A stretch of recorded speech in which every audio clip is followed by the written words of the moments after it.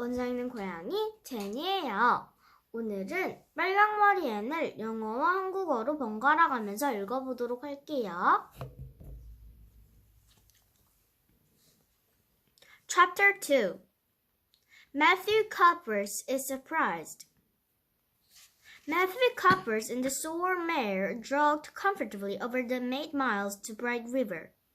It was the Crater Road, running around between the snug farmsteads, with now and again with a bit of balsamy fir wood to drive through, or a hollow where wild flowers hung up their filmy brooms.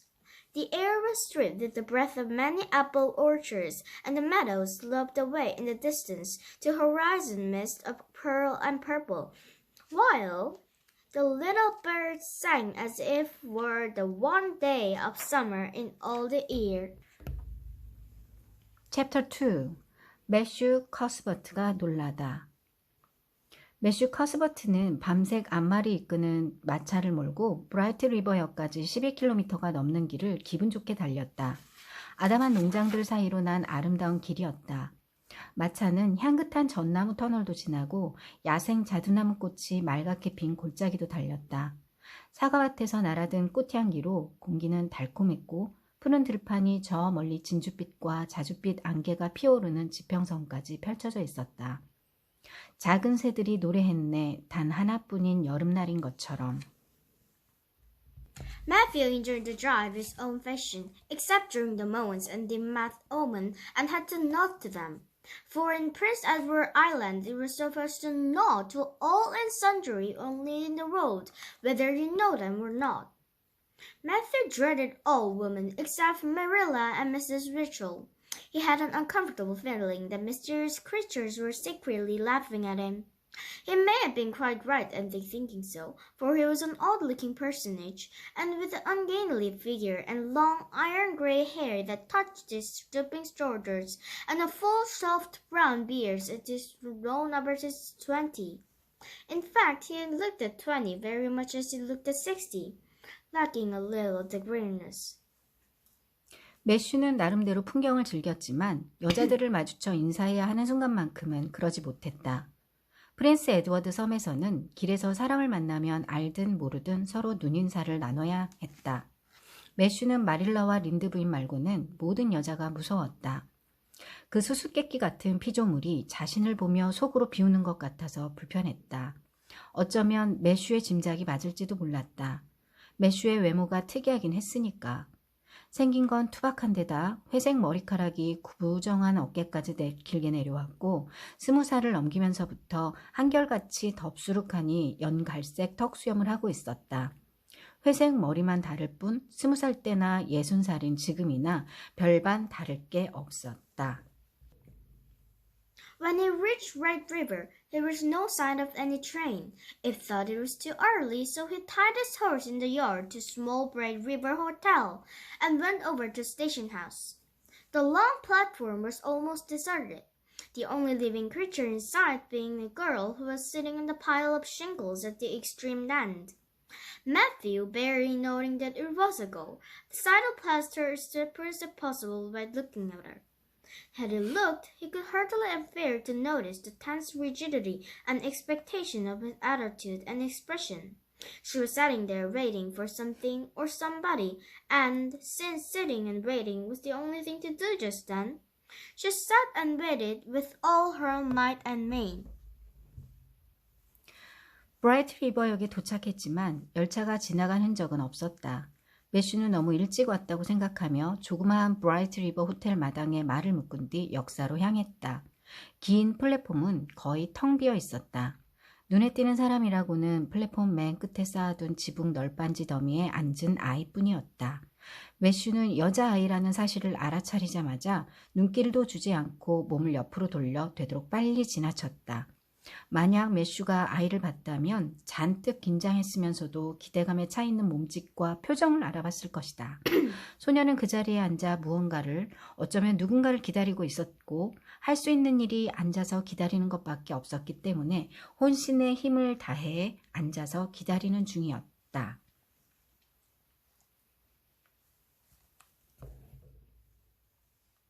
Matthew encountered the station master locking up the ticket office, preparing to going home for supper, and asked him the 5:30 train soon be along. The 5:30 train has been in and gone in half an hour ago, answered the brisk official. But there is a passenger drove up for you, a little girl. She's sitting up there in the shingles. I asked her to go to the ladies' reading room, but informed me gravely that she preferred to stay outside. There was more scope for imagination, she said. She's a case, I should say. I'm not expecting a girl, said Matthew blankly. It's a boy I've come for. He should be here. It's just Alexander Spencer was to bring him over to Nova Scotia for me. 역장이 저녁 식사를 하려고 매표소 문을 잠그며 집에 갈 준비를 하고 있었다. 매슈는 역장에게 35분 기차가 곧 도착하는지 물었다. 35분 기차는 이미 도착해서 30분 전에 떠났죠. 하지만 커스버트 씨가 올 거라며 어떤 승객이 아이를 한 명 내려놓고 갔답니다. 여자아이요. 저쪽 널판지 위에 앉아있을 겁니다. 여자 대합실에서 기다리라고 했는데도 밖이 더 좋다고 아주 진지하게 말하더군요. 상상할 거리가 많다나요? 별난 아이예요. 역장이 활기찬 목소리로 대답했다. 여자아이가 아닌데 난 남자아이를 데리러 온 겁니다. 남자아이가 있어야 하는데 알렉산더 스펜서 부인이 노바스코샤에서 남자아이를 데려다 주기로 했거든요. 주가 멍하니 말했다. The station master whistled. Guess there's some mistake, he said. Mrs. Spencer came off the train with their girl and gave into my charge. Said you and your sister were adopting her from orphan asylum, and you will be alone for presently. That's all I know about it, and haven't got any more orphans concealed hereabout. I don't understand, said Matthew helplessly, wishing that Marilla was hand to cope up the situation. Well, you better question the girl, said the station master carelessly.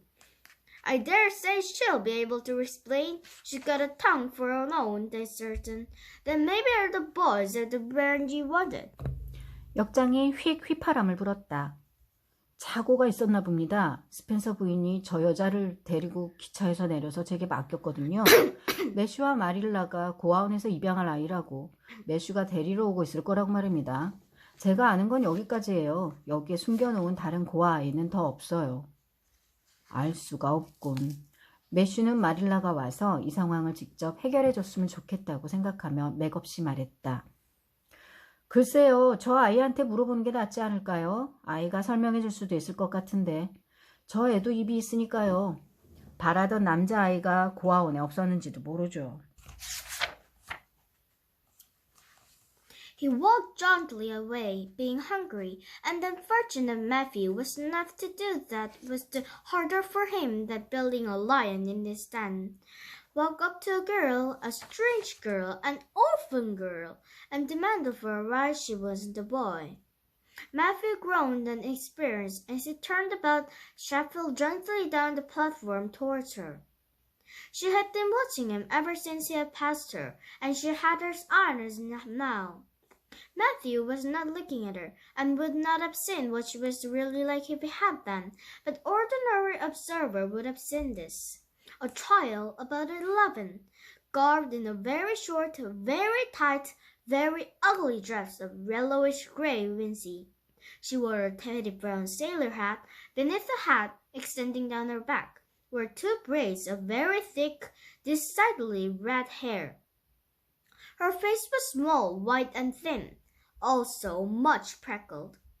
Her mouth was large, and so were her eyes, which looked green in some lights in moods and gray in others.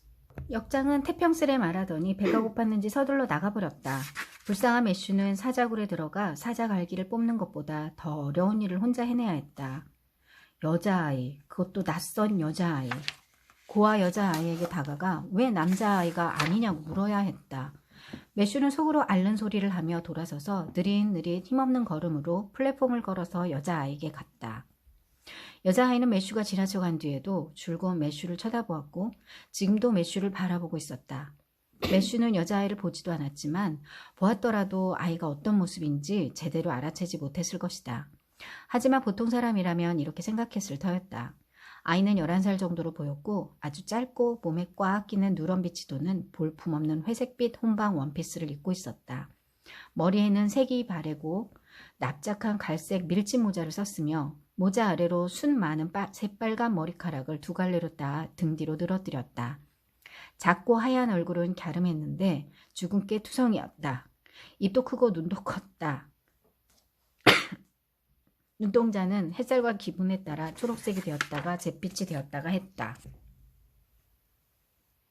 So far, the ordinary observer, the extremely observer, might have seen that the chin was very pointed and pronounced, that the big eyes were full of spirit and vivacity, that the mouth was swift-lipped and expressive, that the forehead was broad and full. In short, a discerning externally observer might have concluded that no commonplace soul inhabited the body of this stray woman-child, of whom shy Matthew Cuthbert was so ludicrously afraid. Matthew, however, was spared the order of speaking first, but as soon as he concluded to speak to her, she stood up, grasping with one thin brown hand the handle of the shabby, old-fashioned paper bag. The other she held out to him. "I suppose you are Mr. Matthew Cuthbert of Green Gables?" she said in a peculiarly clear, sweet voice. "I'm very glad to see you. I was beginning to be afraid you weren't coming for me, and I was imagining there's something that happened to prevent you. I have made up my mind if you didn't come for me tonight, I would go down to track the big wild cherry tree in the bend and climb up to that stadium tonight. I wouldn't be a bit afraid. It'd be lovely to sleep in the wild cherry tree, all right with room in the moonshine, don't you think? You could imagine you could make marble halls, couldn't you? And it's quite sure you would come for me in the morning if you didn't tonight." 여기까지는 보통 사람의 시선으로 알아차릴 수 있는 모습이었다. 관찰력이 뛰어난 사람이라면 매우 뾰족하고 도드라진 턱도 눈에 들어왔을 것이다. 또한 큰 눈은 생기발랄했고 입은 귀여운 입술에 감정을 고스란히 드러낼 것 같았으며 이마는 넓고 동그랬다. 한마디로 보는 눈이 예리한 사람이었다면 제자리가 아닌 곳으로 인도된 이 여자아이가 부끄럼 많은 매슈 커스버트가 그토록 터무니없이 무서워하는 흔하디 흔한 여자들과 전혀 다른 정신세계의 소유자라고 결론 내렸을 것이다. 다행히 매슈는 먼저 말을 거는 시련을 겪지 않아도 되었다. 매슈가 자신에게 오고 있다는 확신이 들자마자 여자아이가 자리에서 일어서서 햇볕에 그을린 야윈 한 손으로 다 해진 구식 여행용 가방의 손잡이를 꽉 움켜잡았다. 그리고 나머지 한 손을 매슈에게 내밀며 말했다. 유난히 또랑또랑하고 싹싹한 목소리였다. 초록 지붕집의 매슈 커스버트 아저씨죠? 만나 뵙게 되어 정말 기뻐요. 절 데리러 오시지 않을까봐 막 걱정이 되려고 해서 아저씨가 못 오시는 뭔가 이유를 상상하고 있었어요. 아저씨가 오늘 밤까지 절 데리러 오시지 않으면 커다란 벚나무가 있는 모퉁이까지 기찻길을 따라 내려갈 생각이었어요. 그 나무에 올라가서 밤을 보내려고 마음먹었거든요. 전 하나도 무섭지 않아요. 하얀 벚꽃이 활짝 핀 나무 위에서 달빛을 받으며 잔다니 굉장히 멋질 것 같지 않으세요? 대리석으로 된 넓은 방이 있다고 상상할 수도 있고요. 그리고 아저씨가 오늘 밤에 못 오셔도 내일 아침에는 꼭 오실 거라고 생각했거든요. Matthew had taken the strongly little hand awkwardly in his. Then and there, he decided what to do. He could not tell this child with the glowing eyes that there would be a mistake. He would take her home, and Melilla did that. He couldn't but Master Brunner Honeywell, it must be made. But all questions and explanations might as well be deferred until we're safely back at Green Gables. "I'm sorry I was late," he said shyly. "Come along. I'm washes over the yard. Give me your bag." 매슈는 앙상한 작은 손을 어색하게 맞잡았다. 그러면서 어떻게 할지 마음을 굳혔다. 눈을 반짝반짝 빛내는 이 아이에게 차마 착오가 있었다고 말할 수는 없었다. 일단 집으로 데려가서 마릴라에게 말하게 할 작정이었다. 무슨 착오가 있었든지 여자아이를 브라이트 리버 역에 혼자 남겨둘 수는 없었다. 궁금한 점을 물어보거나 설명을 듣는 일은 초록지붕집에 무사히 돌아간 다음에 하는 게 나을 것 같았다. 늦어서 미안하구나. 따라오너라. 저쪽 마당에 말이 있단다. 가방은 이리 다오. "Oh, I I can carry it, the child responds cheerfully. If it isn't heavy, I've got all my words to accounted it, but it isn't heavy, and even can do certain way that handle pulls out. So I better keep it because I know it's inaccurate. It's extremely old carpet bag. Oh, I'm very glad you come, even if you've been nice to spring the wild cherry tree. I've got to drive a long piece, haven't we? Mrs. Spencer is 8 miles, but I'm glad I love driving. It seems so wonderful that I'm going to live and you belong to you. I've never belonged to anybody, not really. But asylum is the worst. I've only been in it 4 months, but that was enough. I don't suppose you have an orphanage in asylum because you can possibly understand what it's like. It's worse than anything you could imagine. Mrs. Spencer said it was wicked of me to talk like that, but I didn't mean it to be wicked. It's so easy to be wicked nowadays, isn't it? We were good, you asylum people, but there was so little scope for the imagination in asylum. One noticed in the older orphans. It was pretty interesting to imagine things about them. To imagine that the girls next to you were really the daughter that belted her. Nurses strolled away in the parents in the infancy by a cruel nurse who died before she confessed. I used to lie awake at night and imagine things like that because I didn't have time in the day. I guess that's why I'm thin. I am dreadfully thin, am I? And to pick on my bones. I do love to imagine I'm nice and plump, with dimples in my elbows. 매슈가 겸연쩍은 듯 말했다. 아이가 활기찬 목소리로 대답했다. 아, 제가 들게요. 무겁지 않아요. 가방 안에 제가 가진 걸 전부 넣었지만 무겁지 않아요. 그리고 잘못 들면 손잡이가 빠져요. 그러니까 제가 드는 게 나아요. 저는 요령을 정확히 알거든요. 이건 엄청나게 오래된 가방이에요. 와, 아저씨가 오셔서 정말 기뻐요. 벚나무 위에서 자는 것도 근사하지만요. 여기서 멀리 가야죠. 스펜서 아주머니가 13km는 될 거라고 하셨어요. 전 마차 타는 걸 좋아하니까 괜찮아요. 아, 아저씨 집에서 아저씨 가족으로 사는 건 정말 멋진 일일 거예요. 저는 지금껏 한 번도 가족이 없었거든요. 뭐 또 꼭 그런 건 아니기도 했는데 아무튼 고아원은 최악이었어요. 넉 달밖에 안 있었지만 다시는 가기 싫어요. 아저씨는 고아원에서 지내본 적이 없을 테니까 거기가 어떤 곳인지 잘 모르실 거예요. 아저씨는 상상도 못할 정도로 끔찍해요. 스펜서 아주머니는 이렇게 말하는 건 나쁜 태도라고 하셨지만 제가 일부러 나쁘게 말하는 건 아니에요. 나쁜 말은 자기도 모르게 불쑥 튀어나오잖아요. 사람들은 좋았어요. 고아원 사람들요. 하지만 거기는 다른 고아들 말고는 상상할 거리가 너무 없어요. 아이들에 대해 이렇게 상상해보는 것도 꽤 재미는 있어요. 옆에 있는 여자아이가 사실은 백작의 딸인데 아기 때 사악한 유모가 유괴하고 그 사실을 털어놓지 못한 채 죽은 거예요. 저는 밤에 잠들기 전에 이런 상상을 했어요. 낮에는 시간이 없었거든요. 아무래도 그래서 이렇게 말랐나 봐요. 저 너무 빼빼 말랐죠? 뼈만 있고 살은 하나도 없어요. 전 제가 팔꿈치가 움푹 들어갈 만큼 푸동푸동하고 보기 좋은 모습이라고 상상하는 게 참 좋아요. With this Matthew's companion stopped talking.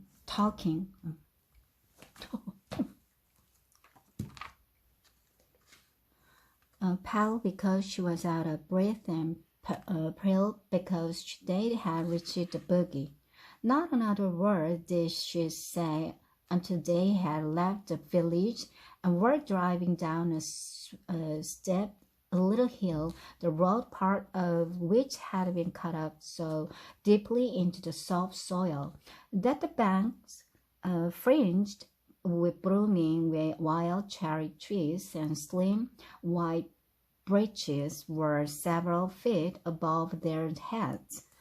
The child put out her hand and broke off a branch of wild plum that brushed against the side of the buggy.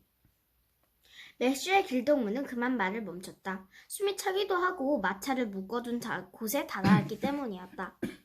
아이는 마을을 벗어나 가파른 작은 언덕길을 내려올 때까지 아무 말도 하지 않았다.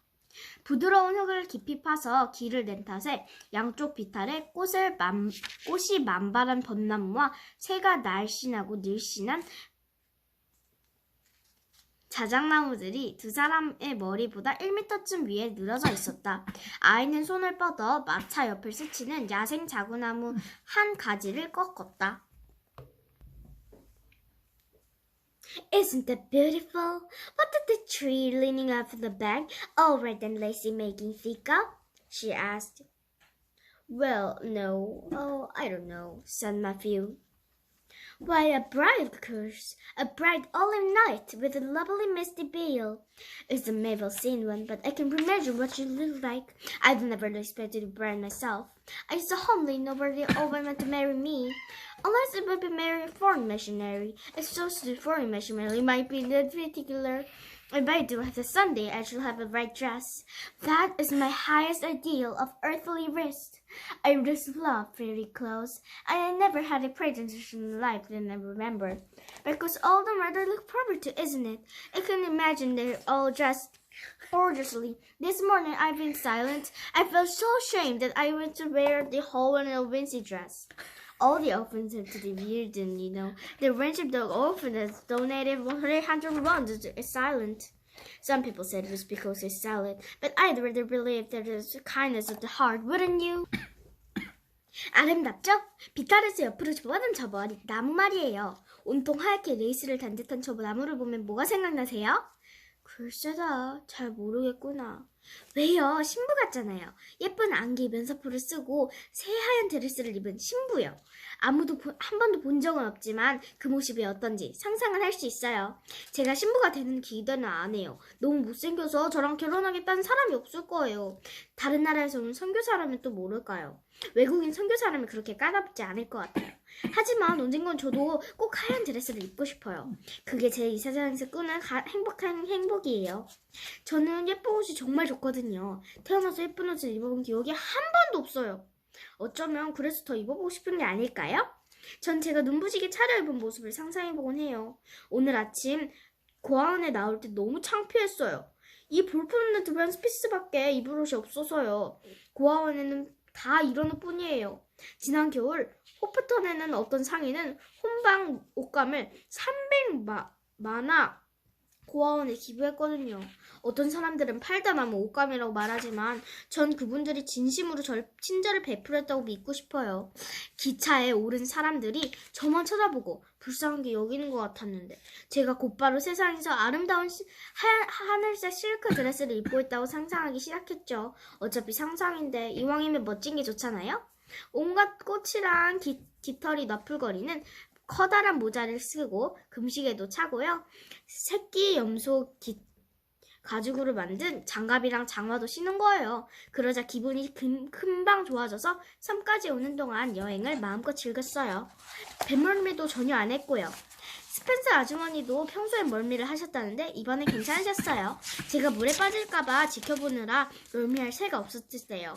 저처럼 갸웃거리고 돌아다니는 아이는 본 적이 없으시다면서 하지만 제가 돌아다녀서 멀미를 안 하셨다면 다행이잖아요?